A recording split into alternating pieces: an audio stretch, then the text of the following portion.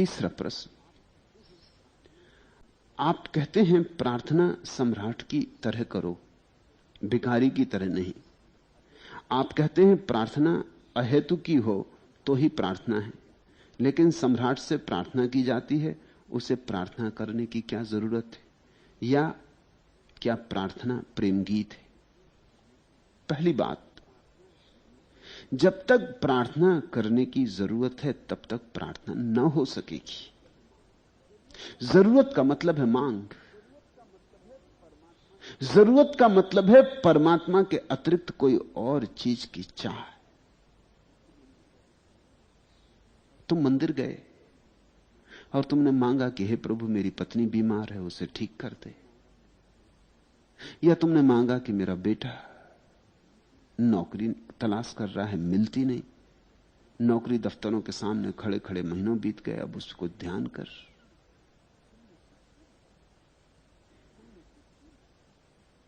तुमने कुछ भी मांगा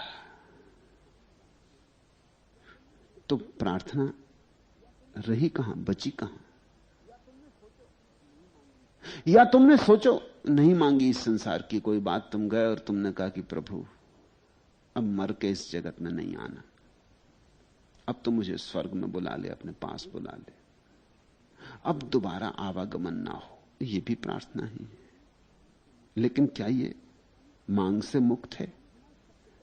यह भी मांग से ही भरी है। प्रार्थना शब्द का ही अर्थ मांग होता है असल में, इसलिए मांगने वाले को प्रार्थी कहते। लोगों ने प्रार्थना मांगने के लिए ही की है, इसलिए धीरे धीरे प्रार्थना शब्द का अर्थ ही मांगना हो गया और प्रार्थना करने वाले का नाम प्रार्थी हो गया। प्रार्थना तो तभी होती जब कोई जरूरत न रह गई। तुम्हारा प्रश्न भी ठीक है कि जब जरूरत ही ना होगी तो फिर प्रार्थना किस लिए करेंगे? जब जरूरत ही ना होगी तभी प्रार्थना होती। मेरे प्रार्थना का अर्थ है धन्यवाद। प्रार्थना का अर्थ होता है कृतज्ञता का भाव। प्रार्थना का अर्थ होता है अहोभाव। प्रार्थना का अर्थ होता है जो तूने दिया है इतना ज्यादा दिया है कि मैं धन्यवाद देने आया। मांग का अर्थ होता है जो तूने दिया है कम है, मैं शिकायत करने आया। फर्क दोनों में समझ लेना, जमीन आसमान का है। मांग का अर्थ होता है कि कैसा तू दाता है। लोग कहते हैं बड़ा दाता है, मगर क्या खाक दाता है। लड़के को नौकरी नहीं मिलती, मेरी दुकान नहीं चलती, कुछ ख्याल कर। सुनते हैं कि तेरे दरबार में देर है, अंधेर नहीं है, लेकिन देर भी हो रही और अंधेर भी हो रहा। पापी आगे बढ़े जा रहे हैं, मैं पुण्यात्मा पीछे पड़ा जा रहा हूं। भले लोग तो कहीं भी नहीं है, बुरे लोग सिर पे चढ़ बैठे, और ये अंधेर चल ही रहा है। देर भी बहुत हो गई और अंधेर भी खूब हो रहा है। अब इसे रोक। जब तुम मांगते हो तो शिकायत अनिवार्य है, नहीं तो मांगोगे क्या? मांग का अर्थ होता है कुछ गलत हो रहा है जो नहीं होना चाहिए था, और कुछ जो होना चाहिए था नहीं हो रहा है, तो जो होना चाहिए वो कर। मांग का अर्थ होता है मैं तुझे सलाह देने आ रहा हूं, तेरी बुद्धि ठीक से काम नहीं कर रही, मेरी सलाह मान। मांग का अर्थ होता है मैं ज्यादा समझदार हूं, तू कम समझदार। ये सब बातें छिपी हैं मांग में। मांग बड़ी अपमानजनक है, अधार्मिक है। जीसस सूली पर जब लटकाए गए तो आखिरी क्षण में उनके मुंह से आवाज निकली कि हे प्रभु, ये तू मुझे क्या दिखा रहा है? शिकायत तो आ गई, शक तो आ गया, ये बात तो हो गई साफ ना कि तू कुछ गलत कर रहा है। ये तू मुझे क्या दिखा रहा है? ये जैसे जीसस की अपेक्षा के अनुकूल नहीं था जो हो रहा था।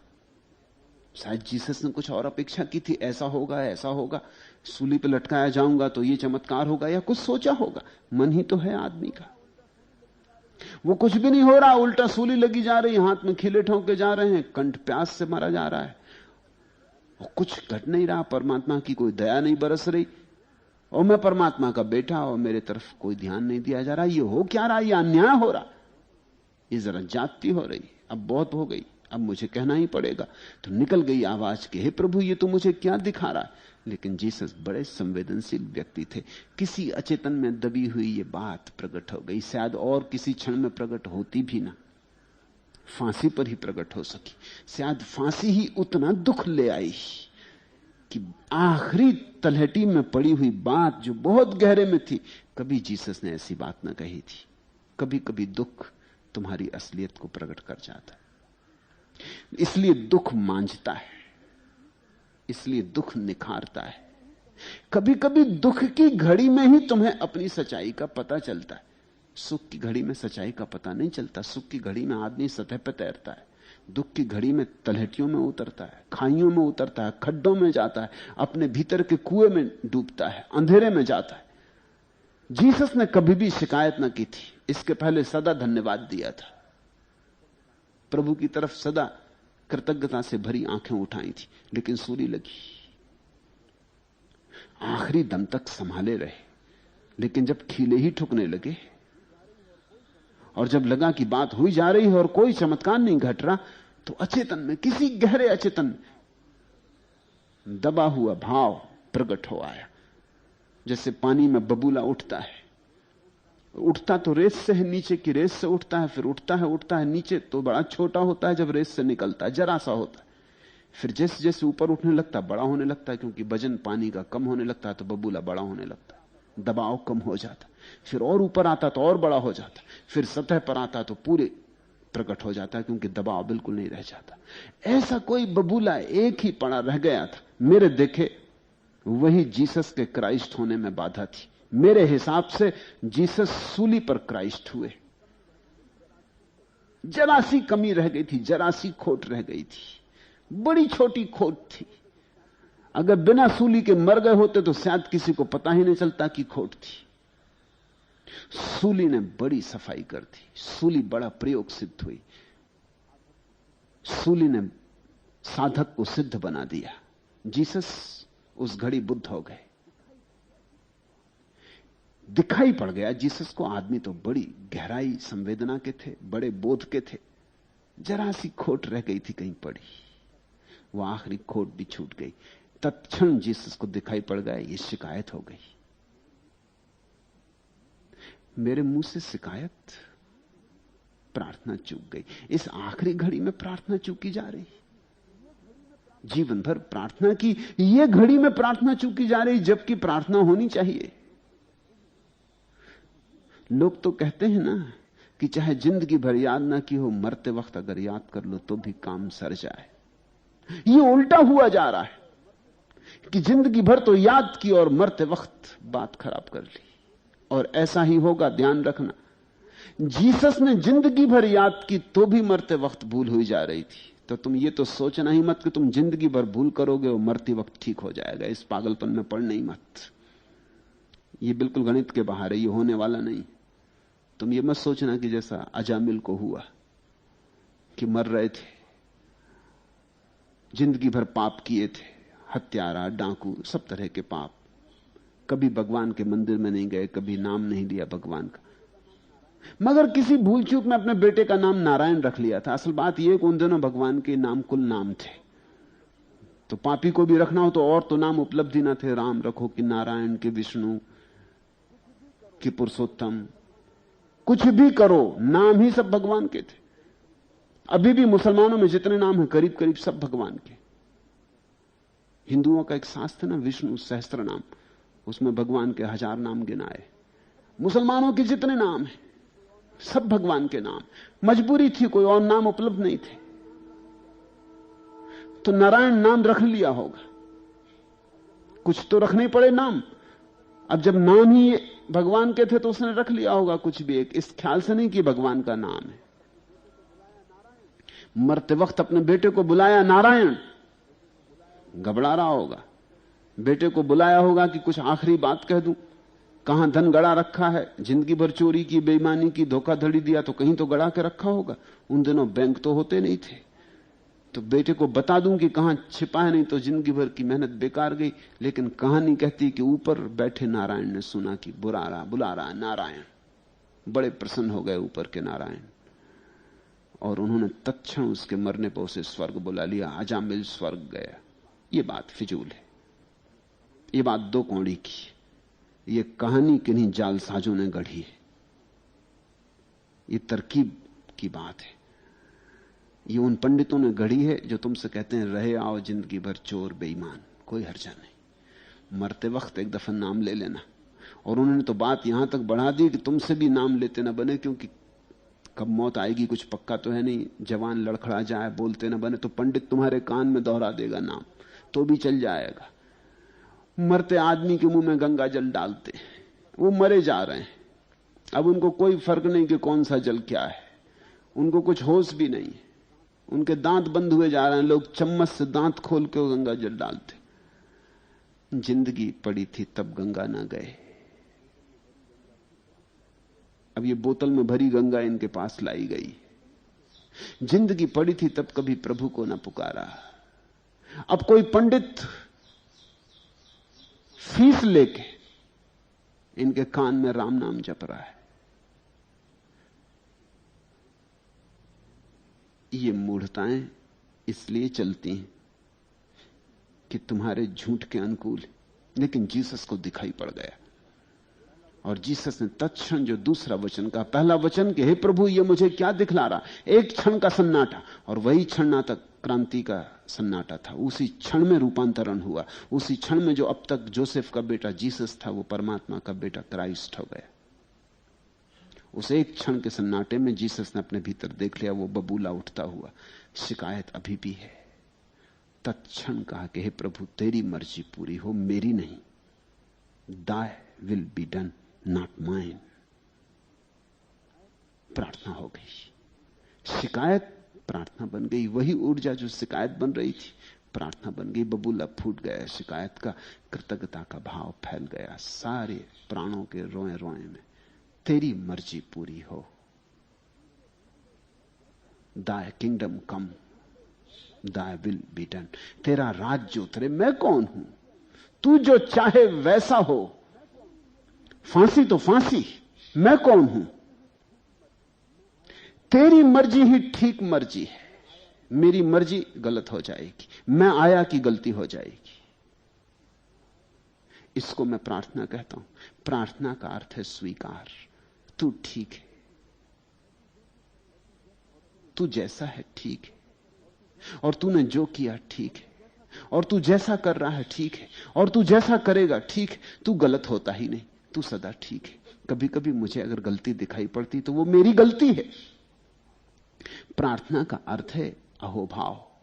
प्रार्थना महोत्सव है, धन्यवाद का नृत्य है। मेरे लिए प्रार्थना का अर्थ है जब कभी तुम्हारे मन में कृतज्ञता का भाव उठे, नाच लेना, प्रभु को धन्यवाद दे देना कि हे प्रभु तूने श्वास दी, आंखें दी, कान दिए, आंखों से हरियाली देखी किसी वृक्ष की। देखते इन वृक्षों को, ये अशोक और सरू के वृक्ष, इनको देख के कभी तुम्हें धन्यवाद देने का मन नहीं उठता कि आंखें ना होती, अगर अंधे होते तो ये हरियाली से तुम चूक जाते। ये महाकाव्य हरियाली का, तुम अंधे नहीं हो इसलिए देख पाए। ये पक्षियों की चहचहाट, ये कोयल की कुहू कुहू, तुम बहरे नहीं हो इसलिए सुन पाए। तो कभी कोयल को सुनकर तुमने भगवान को धन्यवाद दिया कि हे प्रभु तूने मुझे कान दिए। कभी सागर की उतुंग लहरों को देखकर तुम नाचे और तुमने कहा हे प्रभु तूने मुझे जीवन दिया कि मैं ये नृत्य देख सका अपूर्व। कभी हिमालय के उतुंग शिखर को, हिमाच्छादित उन शिखरों को देखकर तुम्हारे मन में यह भाव उठा कि झुक जाएं, सिर रख दें परमात्मा के चरणों में कि तेरी लीला अपरंपार है। तो प्रार्थना, मेरे लिए प्रार्थना का अर्थ है धन्यवाद। कैसे उठे यह सवाल नहीं है, किस कारण उठे यह सवाल नहीं। इसलिए मैं तुमसे यह भी नहीं कहता कि तुम कोई औपचारिक प्रार्थना करो, कि तुम मंदिर जाओ, मस्जिद जाओ। मस्जिद मंदिर की प्रार्थना तो झूठी ही होगी। अरे प्रार्थना के लिए मंदिर मस्जिद जाने की जरूरत है? उसका मंदिर चारों तरफ मौजूद है, तुम जहां बैठे वहीं मौजूद है। जरा आंख खोलो, जरा कान खोलो, सब तरफ वही मौजूद है। और तुम्हारे रोए रोए में और तुम्हारे पल पल में और क्षण क्षण में कृतज्ञता का भाव समा जाए। तुम्हारी हर घड़ी कहने लगे तेरी मर्जी पूरी हो। इसको मैं कहता हूं सम्राट। तुम पूछते हो, आप कहते प्रार्थना सम्राट की तरह करो, भिखारी की तरह नहीं। भिखारी की तरह तो कैसे करोगे? भिखारी का तो मन भीख में होता है। एक भिखारी तुम्हें रास्ते पे पकड़ लेता है, कहता है दाता कुछ दे जाओ, कहता है आप बड़े दानी, कहता आप बड़े पावन, कि आप बड़े सज्जन। मगर उसे इन बातों से मतलब है, वो सिर्फ खुशामद कर रहा है, उसे मतलब तुम्हारी जेब से। ये सब बातें तो तरकीब है तुम्हारी जेब से पैसे निकाल लेने की। नजर पैसे पे लगी, दोगे तो धन्यवाद दे देगा, नहीं दोगे तो गालियां देगा। याद रखना, भिखमंगे गालियां देते जब तुम नहीं देते तो। अधिक लोग तो उसी डर से देते हैं कि वो गालियां देंगे। मगर तुम ये भी समझना, दूसरी बात शायद तुम्हें ख्याल में ना हो, अगर दो तो वो समझते हैं तुम बुद्धू, ना दो तो गाली देते हैं दुष्ट। दो पैसे ना निकले, अरे महाकंजूस मारवाड़ी, दो पैसे ना निकले। दो तो समझते हैं खूब बनाया, बड़ा बुद्धू है, देखने में तो बड़ा होशियार दिखता था, एक मिनट में पछाड़ा, पैसे निकलवा लिए। तुमसे तो मतलब ही नहीं है। ख्याल रखो, भिखारी को तुमसे क्या मतलब, तुमसे क्या लेना देना? कोई तुम्हारे लिए बैठा था वहां कि राह देखता था कि आप आएंगे महापुरुष और आपके चरणों में सिर रखेगा और धन्यभाग होगा, बड़ा धन्यभागी होगा? ऐसे थोड़ी बैठा था, देखता था कि कोई गरम जेब वाला आदमी निकले। भिखमंगे भी सभी से थोड़ी मांगते। तुम जरा ऐसा करो, एक दिन जरा गरीब के दीनहीन वस्त्र पहन के निकलो, जूते टूटे फूटे सड़े गले, टोपी सदियों पुरानी, बाप दानों का पड़ा हुआ कोई कोट मोट हो वो पहन के जरा निकलो। वही भिखमंगा ऐसा मुंह फेर लेगा, इससे मांगना और झंझट अपने से न छीन ले कि ये खुद हालत में है कि किसी से झपट ले कि निकल जा भाई जल्दी कर, और दूसरे ग्राहक आते होंगे। और तुम अच्छे चमकते हुए जूते पहन के निकले, और तुम्हारे कपड़े लत्ते और तुम्हारी कार, और भिखमंगा खड़ा है सामने, प्रार्थना कर रहा है कि दाता मुझे याचक पर ख्याल करो, आप जैसा बड़ा दाता रहे और मैं भूखा मर जाऊं, आज मुझे खाना न मिले। भिखमंगे की जो भाषा है वो प्रार्थना नहीं है, वो चालबाजी है। और जब तुम भिखमंगे की तरह परमात्मा के द्वार में खड़े होते हो तब वो भी चालबाजी। तब तुम कहते हो हे पतित पावन, आप महान मैं क्षुद्र, मैं पापी, तुम परमात्मा। मगर वो सब चालबाजी है, वो बात सच नहीं है। एक आदमी मेरे पास आया और उसने कहा कि वो लाज रह गई। मैंने कहा क्या हुआ? एकदम ऐसे शुरू किया उसने कि लाज रह गई। मैंने कहा हुआ क्या? उसने कहा मैं भक्त हूं हनुमान जी का, और हनुमान जी की मढ़िया पे जाता हूं। लड़की की नौकरी नहीं लग रही थी, मैंने बिल्कुल अल्टीमेटम दे दिया। मैंने कह दिया 15 दिन के भीतर लगवा दो महाराज, नहीं तो मुझसे बुरा कोई नहीं। 15 दिन के भीतर लग गई। क्या हनुमान जी की भी कैसी कृपा। मैंने कहा लाज तेरी रह गई कि हनुमान जी की रह गई? लाज किसकी रह गई? तो मैंने कहा संयोग की बात कि तेरे लड़के की नौकरी लग गई। अब भूल के ऐसा अल्टीमेटम मत देना, ये संयोग की बात है, दोबारा मत करना कोशिश जांच परख की, नहीं तो हनुमान जी की लुटिया डूब जाएगी। उसने कहा क्या मतलब? मैंने कहा तू अगर मानता नहीं तो जरा करके देख ले, कल फिर जाके कुछ और मांग ले, 15 दिन का अल्टीमेटम फिर दे आ, 2-4 दफे करके देख, क्योंकि एक दफे से कुछ सिद्ध नहीं होता, एक दफे तो संयोग भी हो सकता है। वो बोला कि आपकी बात भी ठीक होती, मैं करके देखूंगा। उसने 2-4 बार प्रयोग करके देखा, कुछ ना हुआ। वो मेरे पास आया और उसने कहा कि आप ठीक कहते थे, लाज उन्हीं की बची थी, कुछ नहीं निकला, फोकट, सब बेकार की बातें। हनुमान चालीसा रट रहा हूं आज महीने भर से, 4 दफा अल्टीमेटम दिया, कोई सार नहीं निकला। मेरी सब श्रद्धा उठ गई, मगर वो मुझ पे भी नाराज था। कहने लगा आपने ठीक नहीं किया, ऐसा नहीं करना चाहिए। मेरी बड़ी श्रद्धा थी। मैंने कहा वो कोई खाक श्रद्धा थी? श्रद्धा थी ही नहीं, इसलिए उठ गई। श्रद्धा को कभी उठते देखा है? श्रद्धा आई तो आई, फिर जाती नहीं। ये सब झूठी श्रद्धाएं हैं। तुम जब प्रार्थना करते हो भिखमंगे की तरह, तो प्रार्थना ही नहीं है। तुम जब भिखमंगे की तरह प्रार्थना करते हो तो श्रद्धा ही नहीं है। ये तो अश्रद्धा की सूचना है। तुम भगवान से भी बड़ा सांसारिक संबंध बना रहे हो कि लेने देने का संबंध, दुकानदारी का संबंध, सौदागरी। तुम सौदा कर रहे हो। प्रार्थना कहां होगी सौदे में? सौदे में प्रार्थना दब जाएगी, मर जाएगी, उसके प्राण नष्ट हो जाएंगे। रामकृष्ण ने विवेकानंद को कहा, विवेकानंद के पिता मर गए तो बड़े कर्ज में छोड़ गए। मस्त मौला आदमी थे, तो ही तो विवेकानंद जैसा बेटा हो सका। कुछ जोड़ जाड़ के नहीं रख गए थे, दिल खोल के जिए थे। उल्टी उधारी छोड़ गए थे। सभी भले आदमी छोड़ जाते।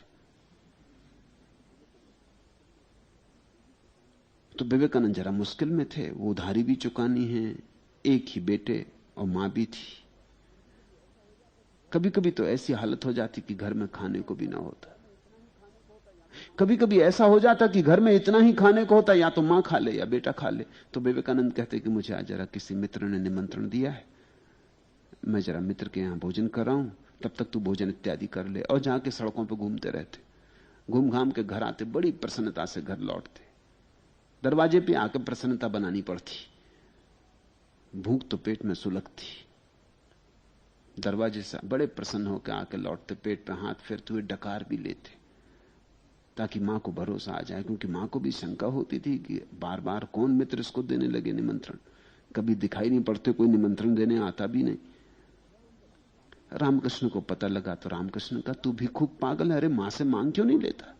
जा अंदर, आखिर मां किस लिए? तू काली से मांग क्यों नहीं लेता? क्या चाहिए तुझे? जा मांग ले, मैं बाहर बैठा, तू भीतर जा। अब जब रामकृष्ण कहें तो विवेकानंद भीतर गए, घंटा भर लगा दिया, लौटे वहां से आंसुओं से गदगद, बड़े प्रसन्न। रामकृष्ण का तो मिल गया ना, मांग लिया ना। विवेकानंद का क्या कह रहे हैं, कौन सी चीज मांगनी? रामकृष्ण का तू गया किस लिए था? तब उन्हें याद आई। उन्होंने कहा क्षमा करें, वो तो मैं भूल ही गया। वहां जब सामने पहुंचता हूं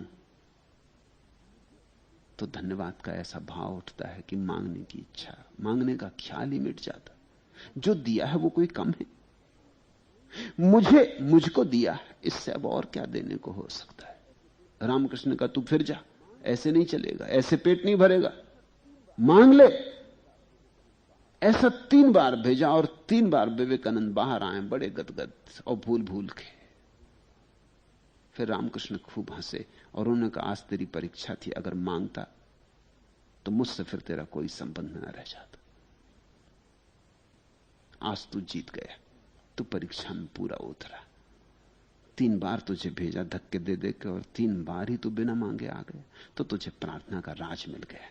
प्रार्थना मांग नहीं, प्रार्थना भिखमंगापन नहीं, प्रार्थना सम्राट का धन्यवाद है। तुम्हें इतना दिया है कि तुम सम्राट हो। और क्या होगा जिससे तुम सम्राट हो जाओगे? कमी क्या है? धार्मिक व्यक्ति वही है जो अपने भीतर खोजता है और कोई कमी नहीं पाता, जो कहता और क्या इससे ज्यादा हो सकता है? इससे ज्यादा हो ही नहीं सकता। जितना दिया है अपरंपार है। और इस भाव के पीछे ही आती कृतज्ञता छाया की तरह एक परम धन्य भाग का भाव, एक अहोभाग उठता है, सुगंध की तरह दूर आकाश तक उठता चला जाता है। जैसे दिए से ज्योति उठती, जैसे अगरबत्तियों से गंध उठती, जैसे फूलों से सुवास उठती, ऐसी ही सुवास प्रार्थना है। सम्राट ही कर सकते हैं। अहेतु की ही होती है प्रार्थना। हेतु आया, प्रार्थना नष्ट हो गई। हेतु आया, व्यवसाय आया। हेतु गया, प्रेम आया। प्रार्थना प्रेम है, अहेतु की ही होता है प्रेम। तुमने किसी से प्रेम किया तो तुम क्या कारण बता सकते हो कि किस कारण? अगर तुम कारण बताओ तो प्रेम नहीं। जैसे तुम किसी स्त्री के प्रेम में पड़ गए हो, किसी ने पूछा क्या कारण, तो तुमने कहा कि बड़ी जायदाद है और लड़की एक ही है बाप की, सब अपना ही हो जाने वाला। तो ये प्रेम हुआ? हेतु तो हुआ लेकिन प्रेम नहीं हुआ।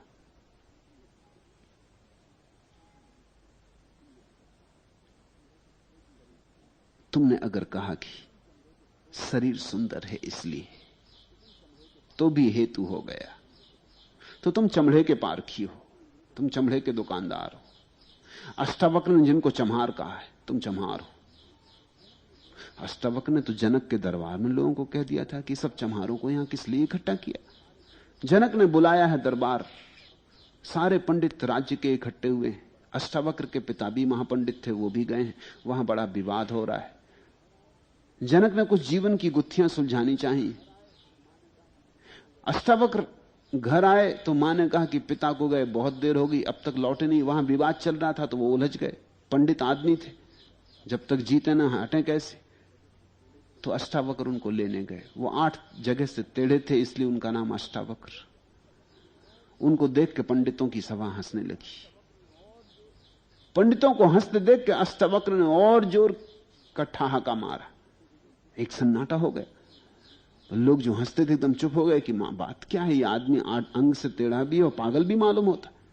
ठहाका इतने जोर से मारा कि जनक भी सहम गए। और जनक ने पूछा कि भाई ये हंसते हैं, वो तो मेरी समझ में आ गया कि क्यों हंसते। ऊंट की तरह चलते थे वो, 8 अंग टेढ़े हो तो ऊंट से भी खराब हालत हो जाए।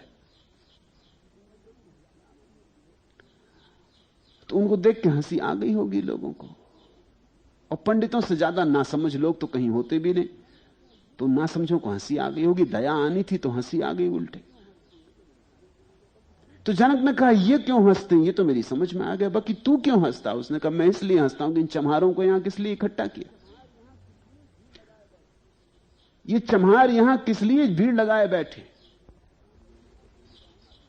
जनक तो थोड़े हैरान हुए। उन्होंने कहा तू इन्हें चम्हार कहता है, सोच विचार के कहिए मेरे राज्य के बड़े पंडित। उन्होंने कहा होंगे, लेकिन चमड़ी को ही जानते हैं, भीतर को नहीं। मैं बाहर से टेढ़ा मेढ़ा हूं, भीतर तो देखो। मुझसे ज्यादा सीधी चेतना तुम्हें खोजने से न मिलेगी। और यही घटना जनक के जीवन में क्रांति की घटना बन गई। जनक ने उठ के चरण छुए अष्टावक्र के। अष्टावक्र बिना विवाद में पड़े जीत गए। अष्टावक्र गुरु हो गए और महागीता का जन्म हुआ। तुमने अगर कहा कि मैं इस स्त्री को इसलिए प्रेम करता हूं कि इसकी चमड़ी सुंदर, कि इसका चेहरा सुंदर, कि शरीर बिल्कुल ठीक अनुपात में,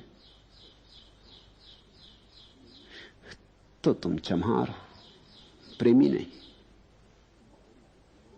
तुमने अगर कहा कि ये बड़ी बुद्धिमान है, बड़ी विचारशील है, तो भी ये प्रेम नहीं, इसमें हेतु हो गया।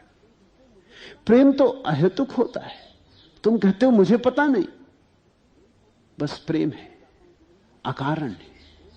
कारण खोजने जाता हूं तो नहीं पाता, कोई कारण नहीं पाता। बस इसकी सन्निधि में मेरे हृदय में तरंगें उठने लगती, बस इसकी मौजूदगी में सब मुझे भूल जाता है। बस इसके पास ही मुझे परमात्मा का बोध होता। इसके पास होते ही मुझे लगता है कि जीवन में कुछ अर्थ है, और कोई कारण नहीं है। मेरे जीवन की सारी अर्थवत्ता इसकी मौजूदगी से मिलती। तो प्रेम। जिस दिन तुम्हारे जीवन में सब हेतु गिर जाते हैं, उस दिन प्रार्थना। अगर 2 व्यक्तियों के बीच हेतु गिर जाता है तो प्रेम। अगर एक व्यक्ति और विराट के बीच हेतु गिर जाता है तो प्रार्थना। और जिस दिन कोई हेतु न रहा, उस दिन तुम सम्राट हो गए। सम्राट का मतलब क्या होता है? स्वामी रामतीर्थ अपने को सम्राट कहते थे, बादशाह कहते थे। उन्होंने किताब लिखी राम बादशाह के 6 हुक्मनामे। फकीर थे। लोगों से पूछते थे कि अपने को बादशाह क्यों कहते हो? तो उन्होंने कहा बादशाह ना कहूं तो क्या कहूं। पर लोगों ने कहा आपके पास कुछ है तो है ही नहीं। तो उन्होंने कहा इसीलिए तो बादशाह कहता हूं, मुझे किसी चीज की जरूरत नहीं, मेरी सब जरूरतें पूरी हैं। परमात्मा के साथ जुड़ गया, उसी दिन मेरी सब जरूरतें पूरी हो गई। अब मेरी कोई जरूरत नहीं है, अब मेरी कोई मांग नहीं है, कोई आवश्यकता नहीं है। अब मैं कुछ खोज नहीं रहा हूं, तलाश नहीं रहा हूं। सब दौड़ धूप चली गई, यही तो मेरा सम्राट होना है, ये मेरी बादशाहत है। इसलिए तो हमने महावीर को सम्मान दिया जिन्होंने सिंहासन छोड़ दिया और भिकमंगे हो गए, क्योंकि हमने देखा भिकमंगे होकर इनके भीतर असली बादशाहत प्रकट हुई। और हमने ये भी देखा कि जो सिंहासनों पर बैठे हैं भिकमंगे, नाम मात्र को बादशाह है, मांग तो अभी जारी है, मांगते ही चले जाते, मांगते ही चले जाते, मांग का कोई अंत नहीं, और राज्य बड़ा हो और बड़ा राज्य हो। प्रार्थना उठती ही तभी है जब तुम्हें यह भाव समझ में आ जाता है कि जैसा मैं हूं प्रभु ने बनाया तो गलती तो होगी कैसे, भूल तो होगी कैसे, प्रभु का निर्माण हूं तो भूल चूक कहां, भूल चूक कैसी। मैं अपने सन्यासियों को एक ही बात निरंतर कहता हूं, रोज रोज कहता हूं, बार बार कहता हूं कि तुम जैसे हो परम सुंदर हो, तुम जहां हो वहीं मुकाम है, तुम जैसे हो वैसे ही होने में सारा रहस्य छिपा है। दौड़ धूप छोड़ो, धन तो मांगो ही मत, मोक्ष भी मत मांगो, मांगो ही मत, मांगना ही जाने दो। तुम जैसे हो परिपूर्ण हो, तुम जैसे हो सर्वांग सुंदर हो। इस भाव दशा को जो उपलब्ध हो जाता है उसके जीवन में प्रार्थना की सुगंध सुवास उठती है।